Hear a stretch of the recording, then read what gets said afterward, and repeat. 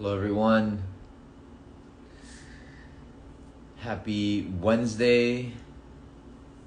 Today, I'm excited to bring you a talk about van life and really an alternative way of living life in a van. My friend Josiah, who's been a dear friend of mine. Hey, Jen, welcome.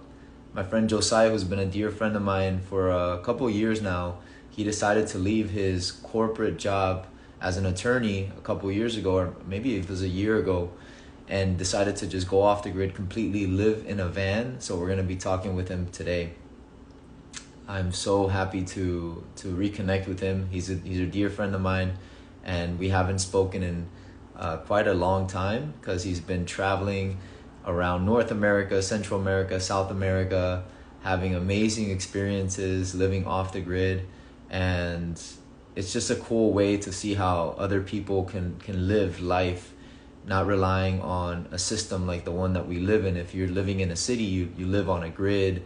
You pay your water bill, you pay your electric bill, you pay all of these bills, all of these things to live on a grid. And Josiah has not lived that way for quite some time. So he has joined us, and I'm excited to have this conversation with him. So let's invite Josiah in without further ado.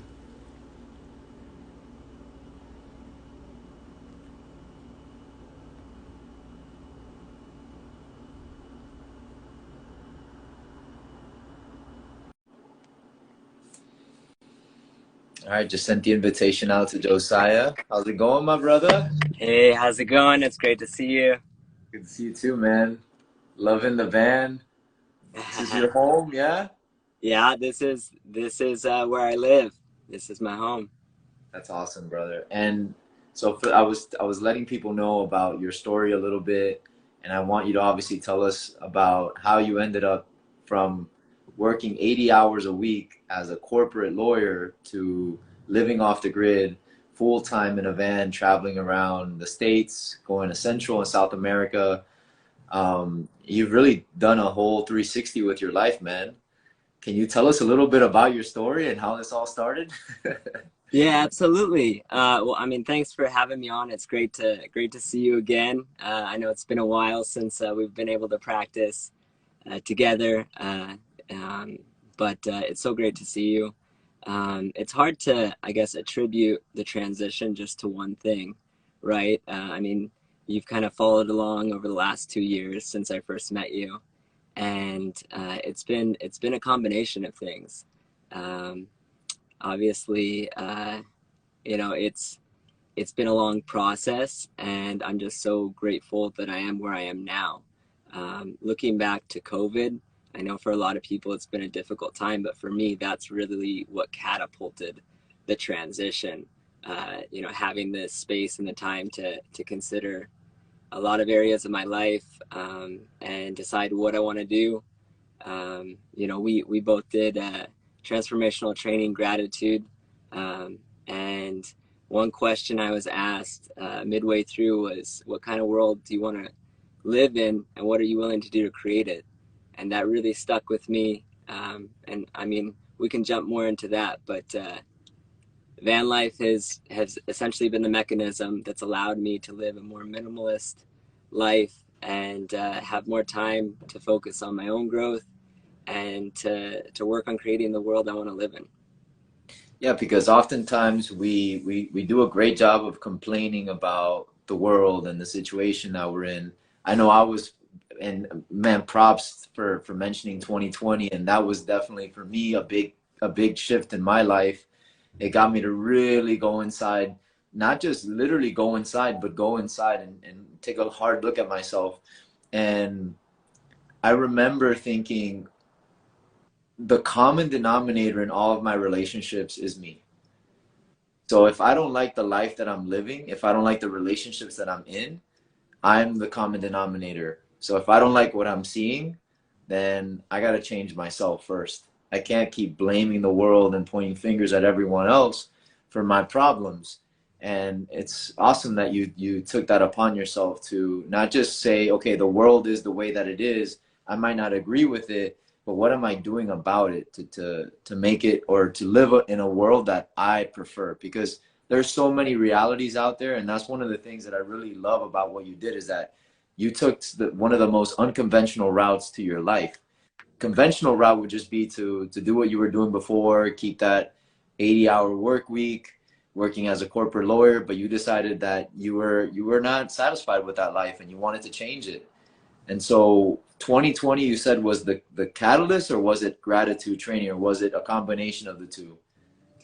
Yeah, I mean, it was a combination of a lot of things. Honestly, my yoga practice prior to gratitude was kind of what started my spiritual journey. I grew up religious, and I used to think, that Christianity had a monopoly on what it meant to be spiritual. And for a long time, I just kind of bought into that, thinking, well, I'm not going to be a Christian, so that means I can't be spiritual.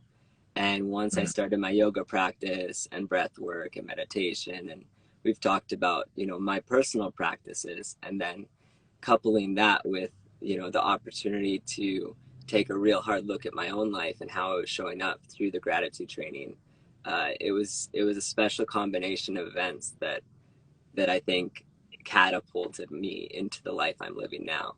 And I will say, I mean, I didn't think it was gonna be van life. Like, I was planning to travel internationally for a couple years. I had a lot more experience backpacking and staying at hostels and things like that. And when COVID hit, I was actually in Nepal. I came back to the US, and I knew I wanted to quit my job. I knew I wanted to live a different style of living. But for me, I didn't really see an alternative. I saw it as, this hyper capitalist system we live in, and we survive, right? You can make little tweaks, but like, that's the system. And once I got my Sprinter and started talking to different people in this lifestyle, the Nomad lifestyle, uh, it was a game changer, because there are other options and there are other ways to take that space and time for yourself and really dedicate your life to something you want to do. Definitely. And that's something that actually I have a book right next to me right now. It's called Van Life, which was gifted to me by a student of mine because back before, even before 2020 hit, I had this vision of buying a Sprinter van, decking it out, solar panels and all that stuff, and Yeah. living full time in the van. And so when 2020 hit, I felt that call too. But you felt the call and you decided to go do it. And that's a big, for a lot of people, even myself included. I consider myself adventurous. I left a corporate job back in 2017 to pursue yoga full time, and I've been doing this ever since. And that was a big leap. That was very scary for me. And like I've said in previous lives, it hasn't been an easy road. Yeah. What was the game changer? What was the final push, the last straw on the camel's back that where you decided, like, okay, I'm gonna just quit this corporate job as an attorney and build out my Sprinter van and just take off? What was it for you that actually like made it happen? So, as maybe cliche as it sounds, I was sitting at Everest Base Camp. So I climbed up in Nepal, 17,000 plus feet above sea level, and Wow. taking those 2 weeks, doing it solo by myself, and having that space in nature just to reflect, on the life I was living and the life I wanted to live. And I saw there was a big gap, right? And of course, like, the unknown's scary, I think, for most of us, though it was scarier, the status quo, right? To continue what I was doing. And for me, it was just like, I'll figure things out. Obviously, and for me, I set things up where I knew I would be okay walking away from, practicing law. But yeah, sitting up there, with my journal, writing on Everest, I was like, okay, it's just, I'm going to declare by when. And I set a date a year from then, and I quit. Wow. Wow. Wow. That's awesome, man. So you didn't do it right away. You had some time to like set yourself up and plan things out. Yeah, I did. I mean, for me, the biggest thing in my life is time, right? Like, I think for a lot of nomads, people out here, people talk about freedom, right? I look at it as having complete autonomy over my life and my time. And I didn't want to be in a situation where I could only do it like halfway, stuck, like going back to a job. And a lot of people do like seasonal gigs, and I think that's awesome. Like, it looks different for everyone. I knew for myself, I wanted to carve out at least a certain amount of time at the beginning to really reflect, right, and reassess. I know there were a lot of things that, at least for me, I believed or I decided years ago, and I never took the time to come back and decide, do I still believe this, or is it just like the inertia of life pushing me through? And Wow. it was powerful just taking that time to meditate and reflect. And it's interesting because in the United States, this is very quote unquote rare to like take a gap year in the middle of your career. But I've hosted well over 100 couch surfers, many from Europe, and it's the norm. I mean, people do this. I'm sure you know, international people that, you know, I'm going to take a year between a Google job and an Apple job, like tech, you know, corporate types are just like, they can't pay them enough to just work overtime all these hours, though we do it a little bit different in the US. And I get it. It serves some people. Some people love that grind and hustle, and I respect that. For me, I've taken another path, at least for now. Yeah. Oh man, you're saying so many things, man. You're touching upon so many things that I wanna just get people to reflect on. So I go to Egypt twice a year. I do retreats Yeah. in Egypt. And I remember the first year that I went in 2020, I came back with this deck of cards. It's an Oracle card deck. And this morning I sometimes I pull from that deck, sometimes I have another deck, and this morning I've been feeling like surrender. Like the message has been surrender. And it's the full moon today. So full moons are all about letting go and surrendering. And the card that I pulled out today was surrender. Wow. So what I invite, like, we have 8 people watching us right now. What I invite everyone watching right now to meditate on or to contemplate on is like, what would happen if you could let go, like of a situation in your life that you know just like isn't serving you? Because you're right, Josiah. We're taught to strive and to push harder, to try harder, and we can. And I think also like surrender. That word has such a negative connotation. It sounds to people like I'm giving up. I don't want to give up. I'm not saying to give up. I'm saying if something is costing you more than it's benefiting you, you should really look into that. And maybe if you let go of that thing, that job, that relationship, whatever you're in that isn't serving you, you're opening up the space for something new to come in. So what was it, man? That's, dude, just it's so. And then also like spending time in nature and journaling. Like tonight, I'm hosting a full moon gathering at the park. Yeah. We're gonna be on the grass, out in nature. The full moon will be above us. There's gonna be journaling involved. All of these tools are so powerful for us to just get to know ourselves better. So props to you for your starting your yoga practice, for doing that course, the gratitude training, for taking the time to get out in nature, for making that a priority for you, and then for listening to that call and actually taking the leap of faith. And now that you've freed up your time, you're not working 80 hours a week as a corporate lawyer. Can you tell us a little bit about your journey now? What has opened up for you since you took on this life of a nomad? Yeah, absolutely. And I think that's spot on in terms of letting go. I mean, I just want to, you know, acknowledge you and honor you. I think that's just a great perspective. Um, yeah, what I'm focusing on now is it's called kidney abundance. So I had a running list of quote unquote world problems. You know, from a young age, back in 2007, I started backpacking and I was going through Argentina when I was, I think, 16, and I just started seeing different things. Oh, you know, their trash system doesn't pick up every day and things like that. Where, okay, how could, you know, just like problem solving, right? Using a little bit of that masculine energy to how can I solve these problems, or how can I help? And for years, you know, I keep a running list. And so going back to that question, you know, I was contemplating on Everest. You know, what world do I want to live in, and what am I willing to do to create it? I was going through that list, and one of the things in, you know, quotation marks is organ donation, right? So I remember thinking when I registered to be an organ donor, you know, that's a no-brainer. If I can save someone's life after I die, absolutely, I'm going to do that.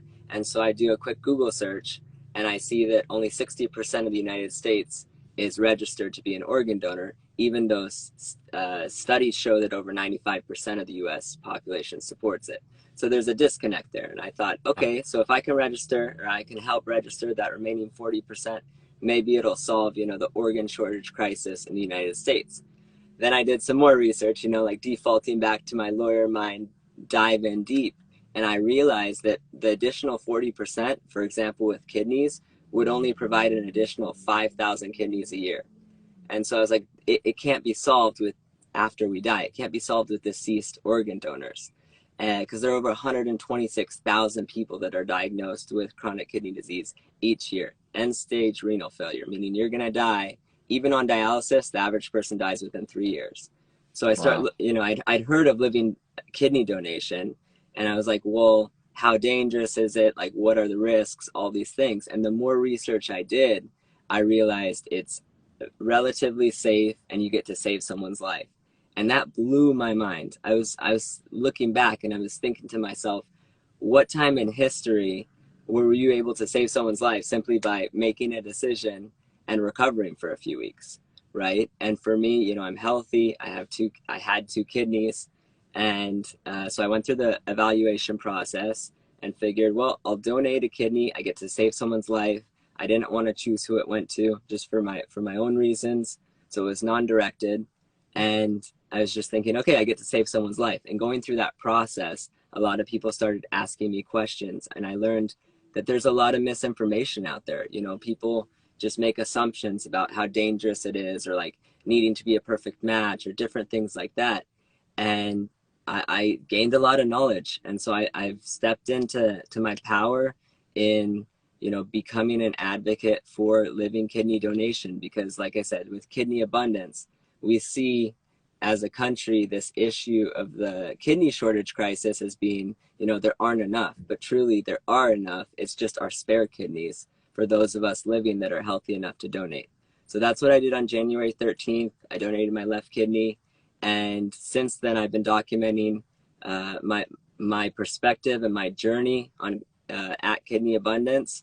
And it's been a really beautiful experience. I'm now mentoring a lot of people through the process of donating themselves.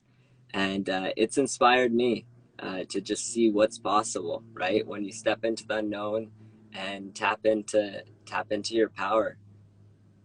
Right on, man. That's awesome. Congratulations, by the way, man, for Thank you. Starting that organization. It's a non-for-profit organization, or is it just a foundation that helps to educate people and get people on track to donating their kidney if that's what they want? And then there's also an educational component to it, I'm sure, right? Yeah, so it's only been about a month so far, so it's not a nonprofit. Wow. I'm partnering with some nonprofits. I volunteer at NKDO, National Kidney Donor Organization, with the mentorship program there. Done some different speaking events, and really just sharing my story. What it turns into, I'm not sure, but I'm just trying to stay present and do the most I can in advocating for this very important issue. Well, one of the things that we do at the Full Moon Gatherings is we give a certain percentage of the proceeds to a nonprofit. So when you get your nonprofit certification, let us know and we'll do a Full Moon Gathering on your behalf. And we'll give you 25% of the proceeds that we get from every ticket, because we really support what you're up to. And I want us to support what you're up to as a nomad as well, man. Can you tell us a little bit about how your life has changed since you decided to go off the grid full time? Yeah, absolutely. I mean, I know a couple people watching now are also nomads, and my experience is specific to me. I'd say, like, if you're looking at it as a pie chart, the motivation for getting into the lifestyle is different for everyone, geographically and whatnot. But yeah, it's been different. Like I said before, there's been a lot more time to focus on the things that I'm passionate about, to really dedicate my time to my practices and all sorts of different things, but also just getting to see the world, right? Like I tend to move around every couple days. And I was thinking, just before I got on with you, like, what does it even mean, like this nomadic life? Like, what's the big difference between the system and being a nomad? And I was just, jotting in my journal. And I think for me, it was that shift from, in society where there are expectations, at least I felt like there were expectations and obligations and pressures from society about what I had to do or who I had to be, or, you know, all sorts of different things. And really, for me, van life is the inverse of that. It's the opposite of that. There aren't any expectations. Like, right now, you know, I'm in like Lake Havasu, Arizona, like northern Arizona, and there are a group of people, some I've known for a while, some that I just met, and we're all coming from very different worlds, but there's not that judgment. We see each other. We all live in our vehicles, right? There's not that like facade. There's not that superficial experience that, you know, I'll just say, like, for me within society, it was different. So getting to connect with people that are like-minded in that way, that are seeking out that freedom, it's really beautiful. It's a special experience, and I'll say it's different for everyone, but that's what it's been for me. Yeah, and I remember thinking before we had our healing talk, asking you a couple of questions around the what's been your biggest takeaways or takeaway from being in this off the grid lifestyle.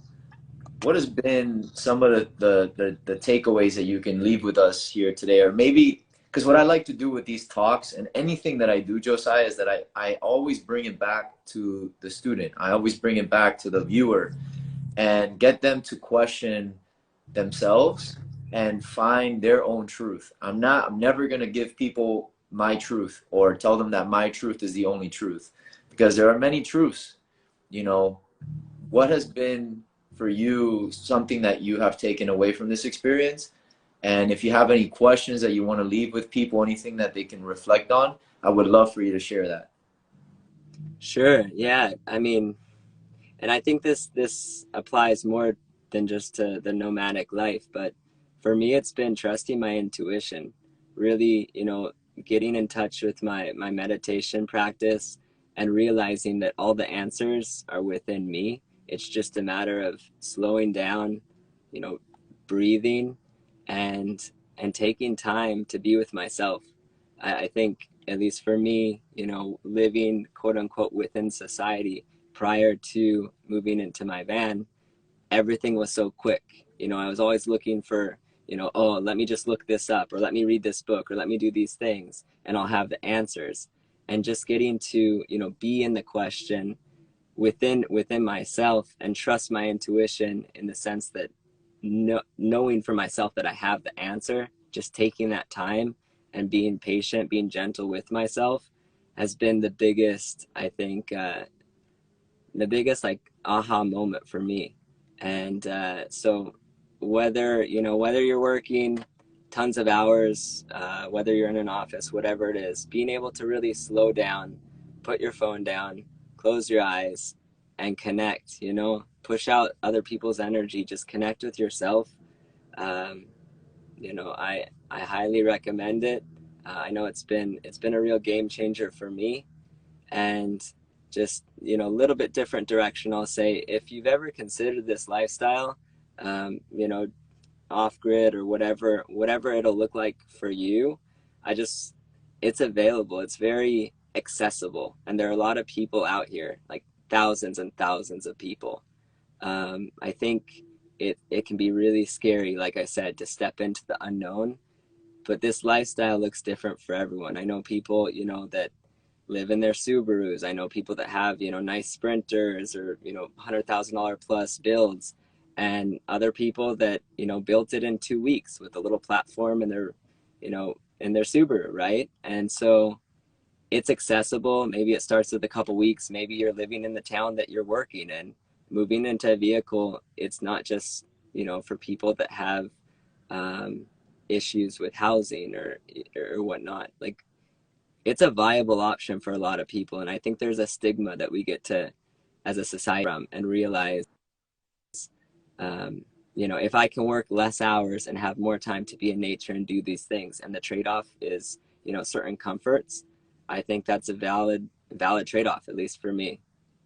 Yeah, you know, it's funny. I was also in the corporate world, and then Christina asked us a question. I want to get to her question. I think it's a Sure. really good question.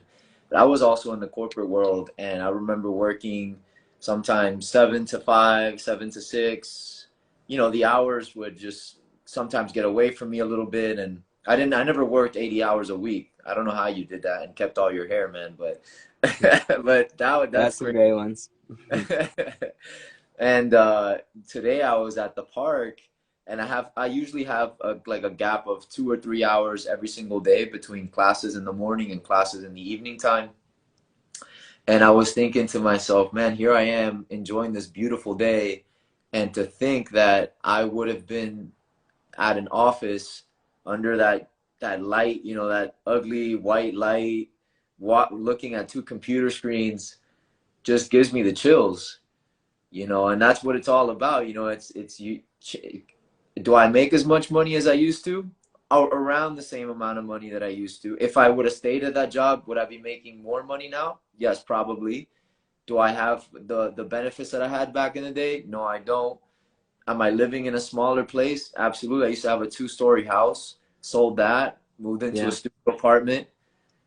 But those are the trade-offs that we talk about when you get to live the life that you want, or a life that is more in agreement with your intentions and your goals, which for you are, spending more time in nature, having more time to contemplate these questions that you have, not lose all your hair. Mhm. so, so props to you, man, for listening to the call, for taking action, and thank you for sharing that with us about how it doesn't have to look a certain way. I thought that it had to be, you had to get the Sprinter van and do this expensive build out and have the solar panels.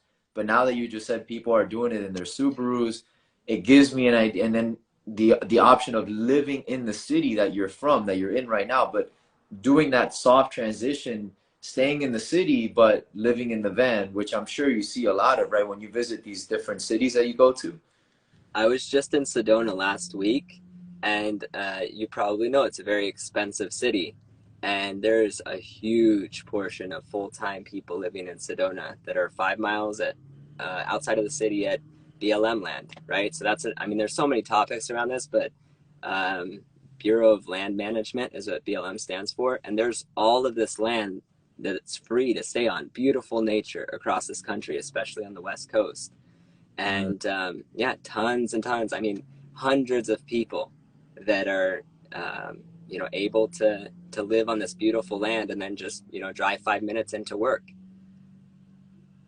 Yeah, no, it's an incredible alternative to life. And I think that you also took a lot of the stressors off your back that you had when you had all of these amenities and all this money, but at what cost? And that's what I want also people to reflect on, that is, at what cost are you keeping up this lifestyle that you have now? For some people, I want to be very honest, I want to be very transparent. I was lucky. I didn't have any kids, I wasn't married. Thank God my family is good. They're all able to work and provide for themselves. Some people have a job they don't like, but it makes them the amount of money that they need to raise their children, to give money to their family. So I'm not judging anyone here, but if you're a single person and you don't like the life that you're living right now, remember what I said at the beginning of the talk: the common denominator is you. So if you don't like the output that you're seeing in your life, change the input. The input would be you. Change what you're doing as a career. Maybe, consider living in a van or going off grid. There are other ways of living life. What I'm trying to say is you don't have to live your life stressed out all the time. And Yeah, we have absolutely. two comments. And Yeah, sorry, it glitched for a second. I just wanted to quickly sure, sure. say, with COVID, I mean, most of the people I've met out here, they're working remotely, right? They're still able to, work remotely from their vans, and a lot of people are here, with their families in a bus or an RV or whatever that looks like. So, people are educating their kids on the road. It looks different for everyone, and there are options. That's all I'll say. It feels like there's only one system and one option and you have to go through it. There are alternatives. So if it's not working for you, and I think for a lot of people, this, working a lot of hours and then coming home to consume, whether it be entertainment or things to, just be able to survive the next day of work and living for the weekend. I mean, we've all heard it. You know, I was definitely in that lifestyle for quite some time.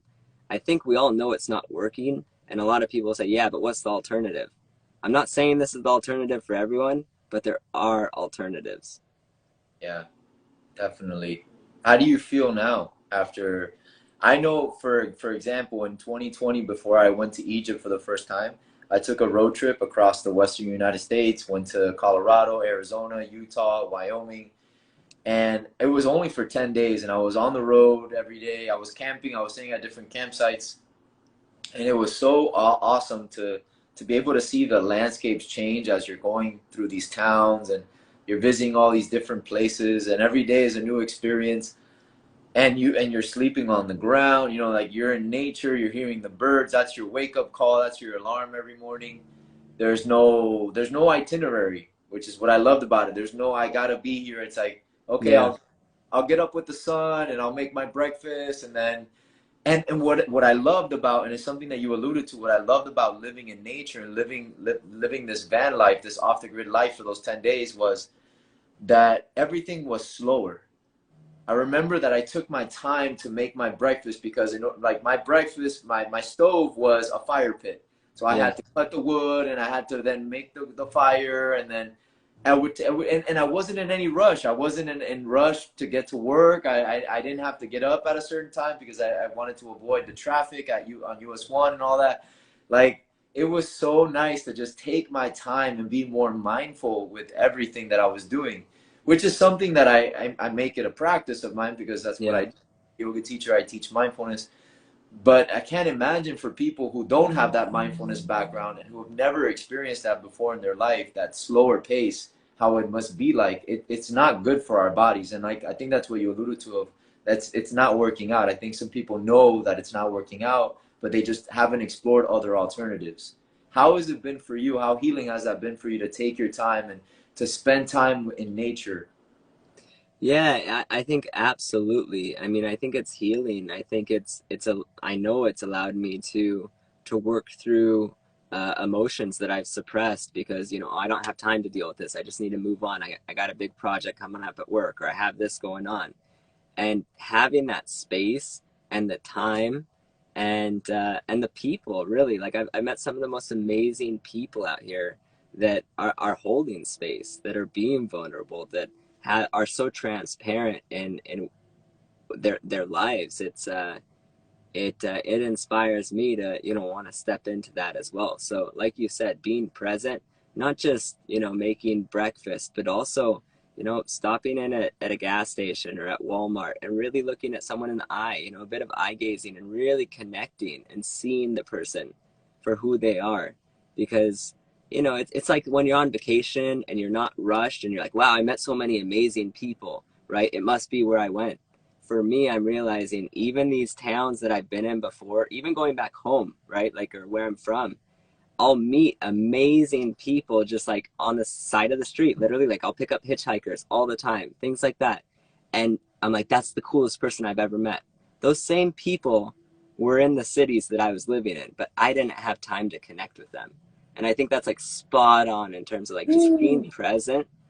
And it like literally makes me Oh, emotional. It's just really touch. special.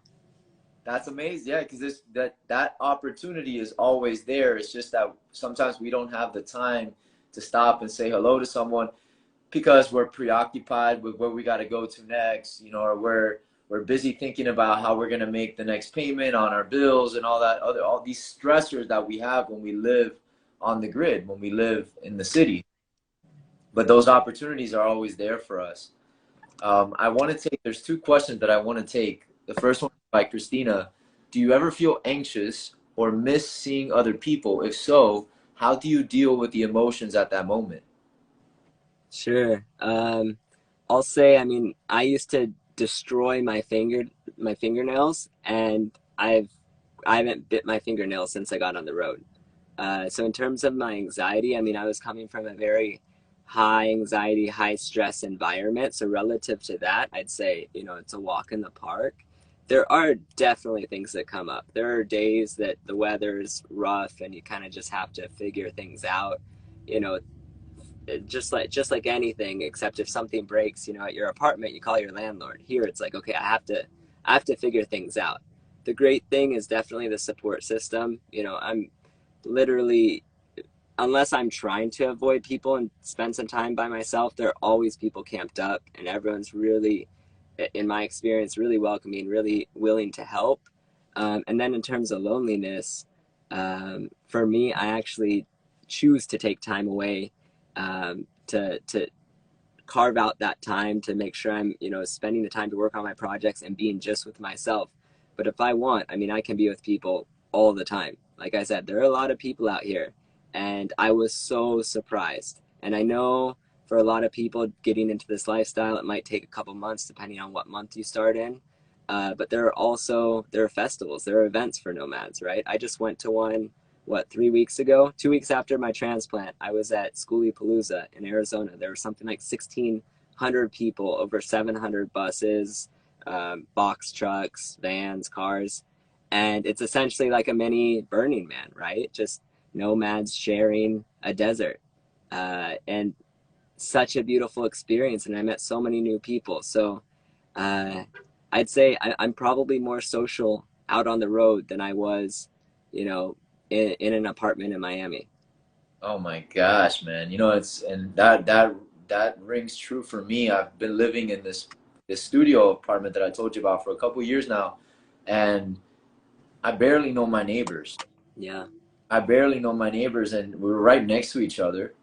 And here you are living this van life, and people would think that's kind of like a lonely life, like the life of a hermit.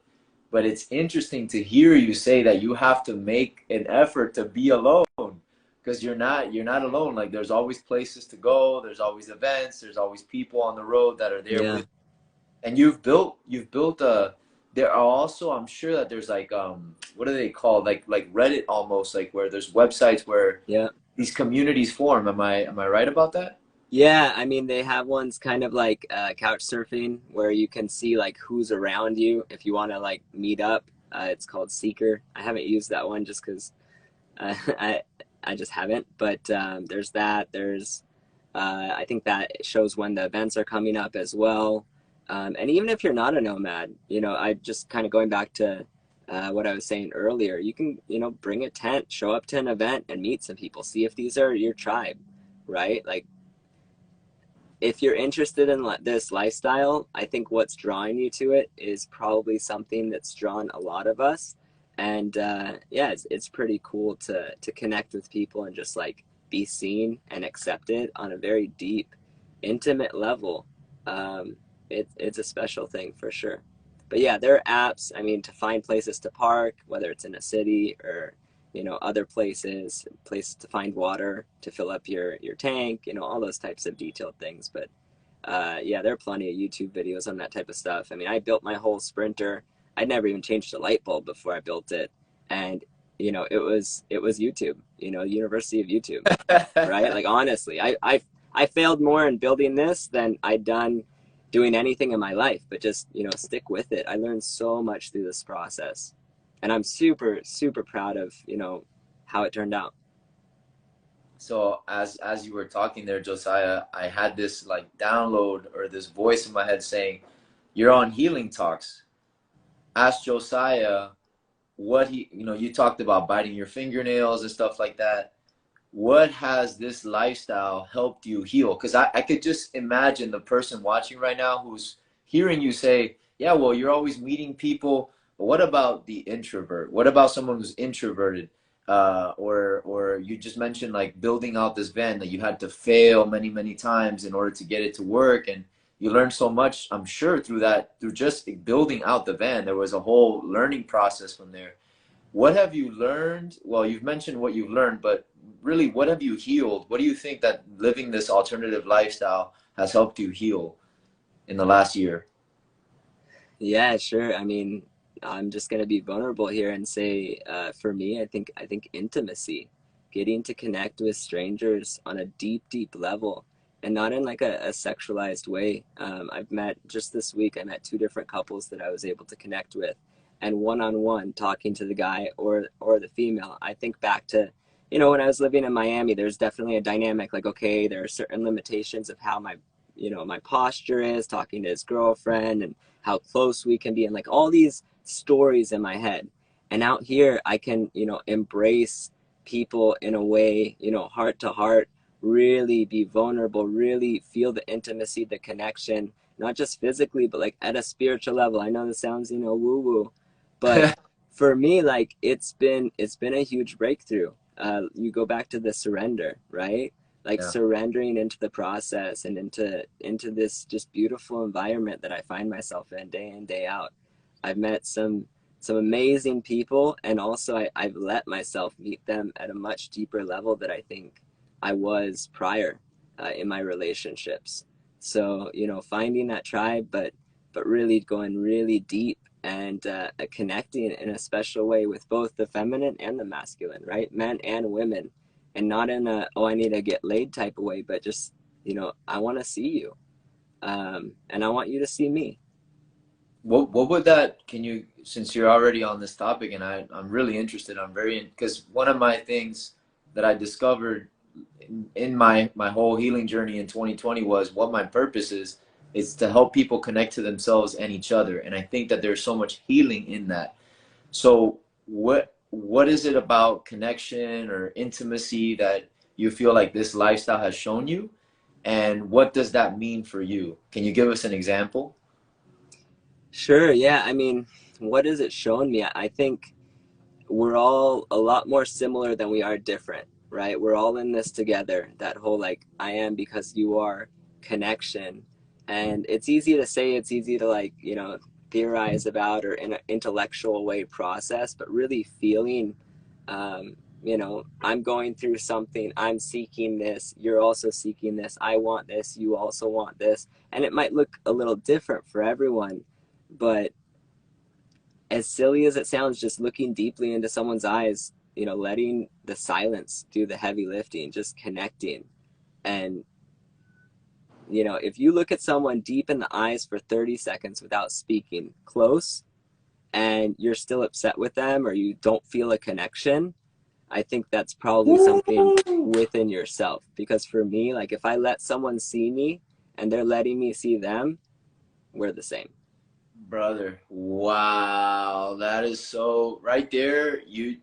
I mean, if we just had Valentine's Day, if Yeah. anyone watching right now has a couple or their partnership and they're going through some tough times, that's amazing, man. Just to try looking at someone for 30 seconds, 1 minute, and can you allow them to see you, and can you see them without judgment, of course, Yeah.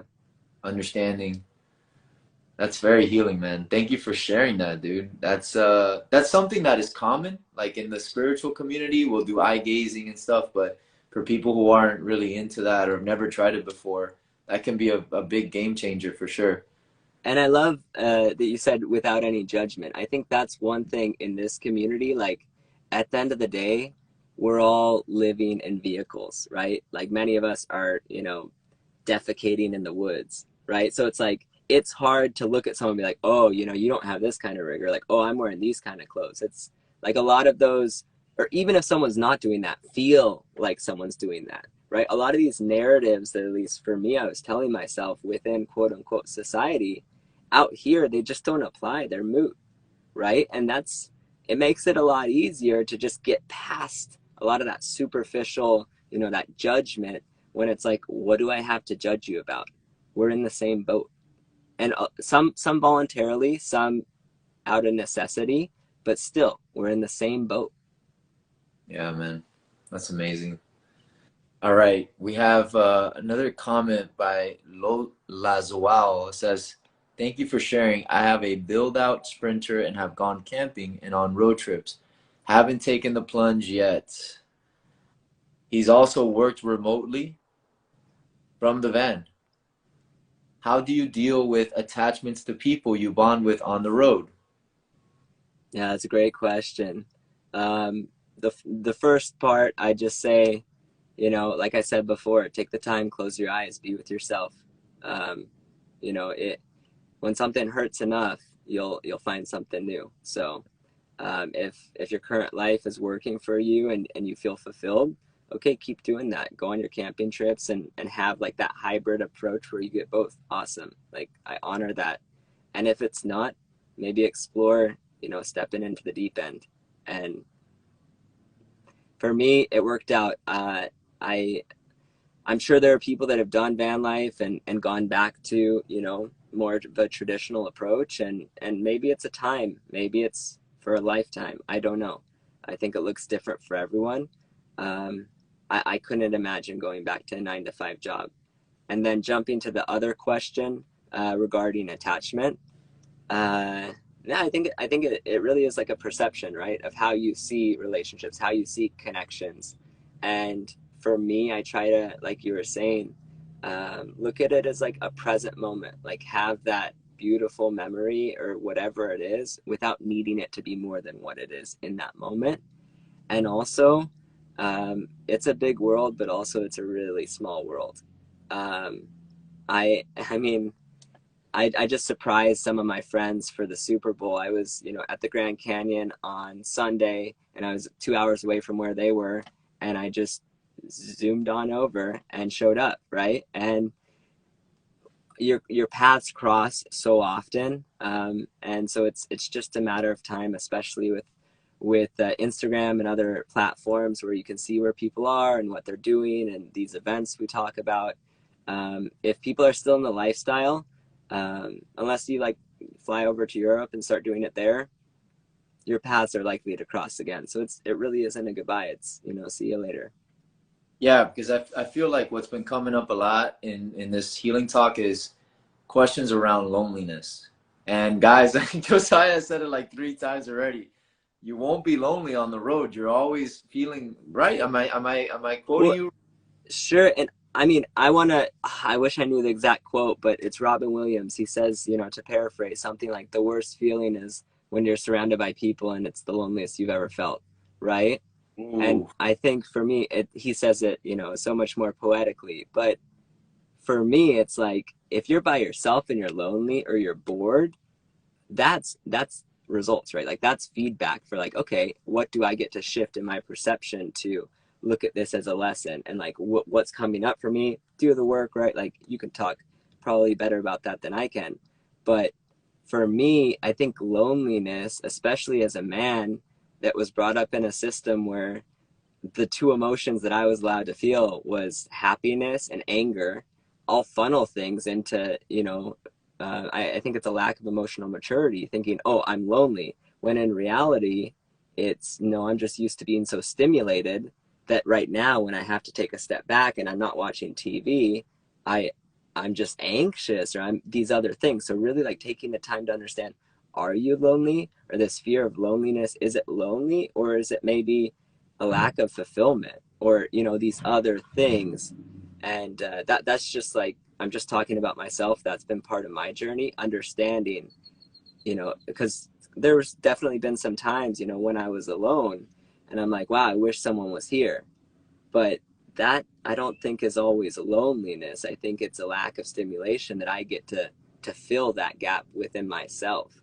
And that's where my practices, my routine has been so critical for me. And who's to say that we don't feel those things all the time, but we're just masking it or we're running away from it every time I've done it. I'm guilty of it. I'm the first one to admit I've tried to run away from my feelings, using drugs or getting on the phone or through pornography or through just sex with another person. And Sure. this lifestyle of, I think that's why it's important to also have that mindfulness. Would you agree? Actually, I want to ask you this question. I'm glad we're talking about this. Would you agree that it helped because you had already started a yoga practice and then you had a mindfulness practice with the journaling? Has that helped you in those moments where you do find yourself alone, whether involuntarily or voluntarily, and you feel those feelings of anxiety or sadness or depression? Do you think that's helped you out? I've never thought of that question before, but now that we're talking about it, do you think it would benefit someone to have those practices if they do decide to do a thing like van life?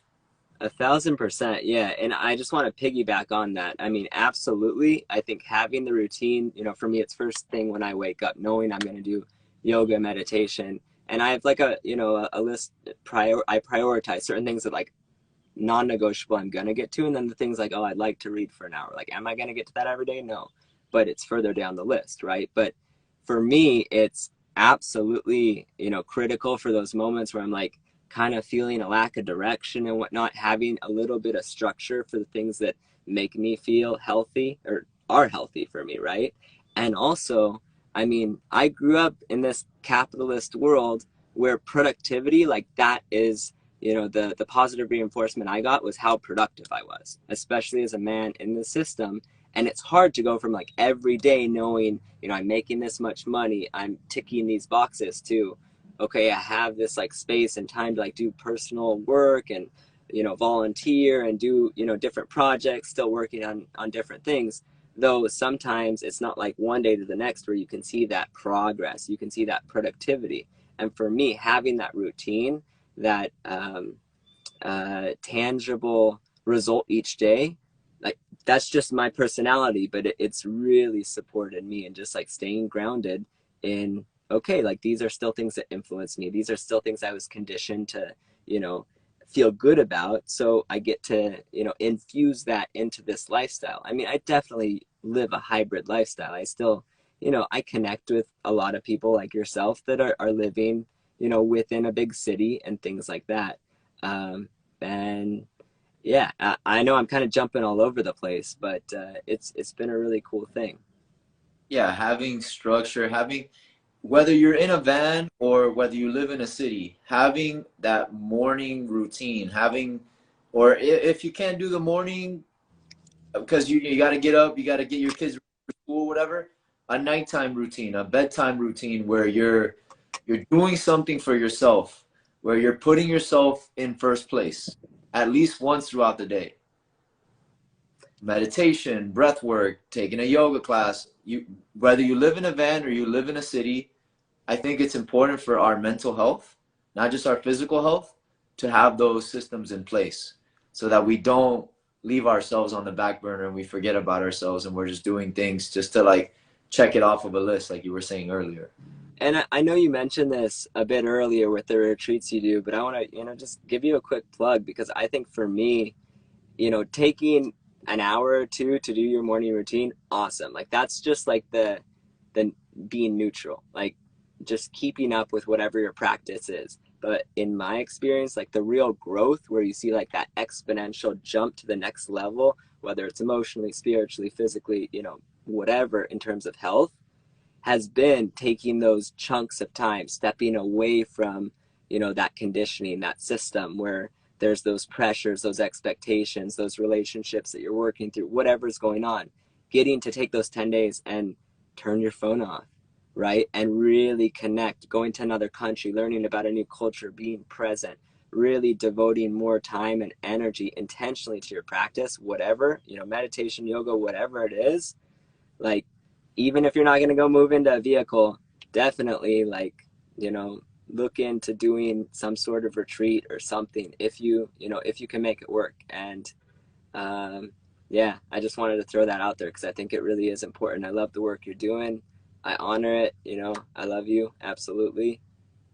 Yeah. Thank you so much for the praise, brother. And, I could share so many stories from the retreat that I did in Egypt last year, but two, I'll share two really quickly. One Sure. person went on the retreat. She's this business mogul, entrepreneur. She couldn't, for the life of her, find a SIM card that worked with her phone. And she had the newest iPhone and all this, and we all had the old iPhones, and we got our SIM cards, and they worked fine. She needed that. It was the universe. She had never been without her phone for more than like, I don't know, an hour, maybe a few Yeah. minutes in her entire life. Because she, before that, she was in the health industry, and she used to work at a hospital. And this woman did not have access to her phone for like several days. And she felt like that was so healing, because she didn't have that work pressure and all that. And then another person that went on the trip, she was very quiet the beginning of the trip, and then she, like, little by little, she started breaking out of her shell. Well, when she got back, the day that she got back, she asked her husband for a divorce. Wow. So these trips, you know, this time away from our routine, our day to day, they really get us to like take a look at ourselves and like and I think that's what happened with 2020. Honestly, on a bigger scale, that everyone got like a chance to like break out of that routine and that hamster wheel, and like the veil for me was completely lifted. I was like, what am I doing with my life? What am I doing in my relationships? Like, how do I want to show up for my family, my friends, and my students? That really got me to change a lot of things about me. So I actually absolutely agree. Whether you're gonna do van life full time or you just want to take a retreat, it's important for us to break up the routine every now and again and see something different. And That's very I'm such a visual learner, and for me, it's something that really made sense. I was mentioning inertia, right, or like momentum before, and I think a lot of times, at least in my life, one decision to the next decision is just like life feels linear, and things just start falling. You know, this is the next thing I do, right? And I think with a retreat or just taking the time, not just like an hour, but like real time to reconsider things, stop your feet, it's amazing where you're like, why am I even going this direction when I have six other options? And when the momentum's going, it feels like, okay, I'm on the tracks. These are the only tracks. I just have to keep hustling. I have to keep pushing and pushing. And it's like when you stop your feet, when the momentum stops and you can look around, it's like, whoa, what am I doing here? Right? At least that's what I've seen for me, right? That's just my experience. wow, Josiah, man. Like you got to write a book on how to you like you because you have such a good grasp of these two worlds of spirituality, this van life experience. And I think there's so many metaphors and analogies for spirituality in the van life. Like I'm planting the seed, brother. If you ever go bestseller on, you know, the New York Times or whatever, just give me a free copy. Yeah. You I give me a will. shout out. I just, before we get off, I do want to say something, and this isn't something I planned, but just in the moment, I will say, I want you to join me for a weekend. Come fly out somewhere, and you know you can document it, do whatever you want. But especially if there's, you know, there are people following you or people that are interested. Like, what's this really like? Like this guy's been doing it a year. It's, you know, he's able to do it, but it like from scratch, just jumping into it. What does it look like? You know, I'll set you up. We'll find a time somewhere when you get a weekend, and you know you can experience it yourself. Tell you what, I'm gonna be in California on April the 7th through the 10th. I'm doing a retreat out there. Okay. I will join you. My goal was to go to Mount Shasta after the retreat. Okay. So if you're in the area, or you know, just think about it that I'll be in California. I'll be 2 hours north of LA on a retreat that I'm co-facilitating with some other yoga teachers. For those of you watching, that's the State of Gratitude retreat. It's on my link tree. If you guys go on there, you'll see it's going to be a beautiful experience. We're going to be glamping in the desert in California. So I'll be out there in California on the 10th. I'll be done. So we can meet up afterwards, check out Shasta together, and yeah, man, let's go. I'm Yeah, let's talk. I got, you know, I don't know where I'm gonna be tomorrow. Like honestly, that's one of the beautiful parts about this life. Everyone's like, "Oh, what's next?" I'm like, I don't know. yeah. Yeah. So, but yeah, we'll chat offline, and we'll figure something out. Thanks, man. Thanks for the invite. I want to just, like, in closing, just share some of the comments, the last comments that we got from Christina. Thank you. Very helpful. I did a month-long road trip and found it extremely hard to find spots to spend the night, sometimes even dangerous. Is there a platform, a community that you defer to when planning? Yeah, iOverlander is the best app. I mean, it's what everyone uses. Comments, you know, pictures. It'll show you, you know, exactly what kind of experience you're gonna get at each spot. iOverlander. Yep, iOverlander.com? it's an app. It's an app. Okay. Yeah. With an I, or like Yeah, I? like an I, like me, I, and then Overlander. Okay. iOverlander app. Get the Yeah. app. That'll show you places where you can camp that are safe, that have been vetted. Lazoal says, detachment practice is my challenge. Thank you for insight. Yeah, man, you're not going to be as lonely as you think you are on the road. Josiah is living proof of that. Then we got Get Van Gone says, nothing worse than feeling alone in a crowd and pretending that you don't mind. So I'm guessing this person already has a van. Get Van Gone. Do you know this Yep. person? Yes, I do. Awesome. Awesome. Christina says, thank you. And then Christine. What's up, Christine? Happy full moon. Resources for finding and converting a van. YouTube. Yeah, I mean, there are so many people that are doing it, you know, sharing their process, each project, right? So, I mean, this probably isn't the space to talk through it all, but, you know, figuring out, first of all, like what kind of vehicle you want, how much you're able to spend, you know, what, like big ticket items, how, you know, do you want a composting toilet? Do you not? You know, the list of items, what are you able to do yourself? What do you want to outsource? You know, like there are so many awesome resources, you know, blogs, YouTube. I believe in your ability to find the information if you put yourself out there. And a lot of people watching from my page are here in Miami. You were living in Miami when you were doing the build out? No, I purchased my vehicle in Oregon, no sales tax. Just like, yeah, you create a little LLC for 99 bucks and avoid quite a bit of tax. But anyways, little side thing. And then I built it out in Seattle, just in my brother's driveway. I was working full time still for about 6 months, um, and then hit the road full time. Wow, man. And then just so people know, Josiah is not just like living off of like his retirement money. You know, you definitely like you still do things on the side, like you can still work while you're on the road, right? Yeah, absolutely. I've definitely carved out enough time where I can make what I, for myself, was a healthy transition where I could dedicate the necessary time and resources to really having this full experience.